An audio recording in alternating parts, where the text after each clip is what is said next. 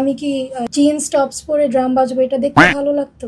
আমি বোরখা পরে বাজাচ্ছি, এটা তো আসলে দেখতে ভালো লাগার কথা। আমি আমার ধর্মকে অপমান করছি না। তাহলে আপনার কথা অনুযায়ী বোঝা যাইতেছে যারা প্রস্টিটিউশন করে বোরকা পইরা তারাও তো তাহলে ধর্মের পথে আছে, ধর্মের পথে থাইকা তারা ব্যবসা করতেছে, তাহলে তারাও কোনো ধর্মের অবমাননা করতেছে না।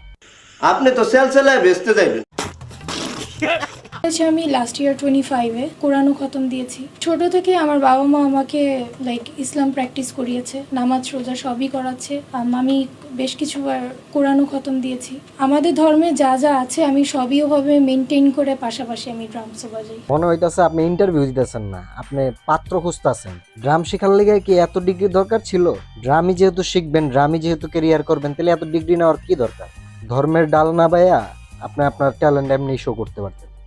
কেন এমনি এমনি শো করবে? ভাইরাল হতে হবে না? টাকাই টাকা। ড্রামস পারি, গিটার পারি, ভায়োলিন পারি মিউজিকের সাইডে। তাছাড়া ফুটবল, ব্যাডমিন্টন খেলতাম। আর আদার্স হচ্ছে গাড়ি, বাইক, বাস, ট্রাক। আমাগো পাঞ্জিরে আর জুপিটার গাইডের মতো একের ভিতরে সব। আপনি এখনো বাংলাদেশে কি করেন ভাই? আপনার নাসাতে গিয়ে চাঁদের দেশে উইডা যান, মঙ্গল গ্রহ আপনার লেগে ফিরি।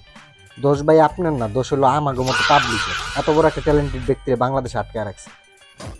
তো এখন আমরা ট্যালেন্ট দেখবো, নতুন একটা গানের নতুন একটা ড্রামস পিরানো শিখবো।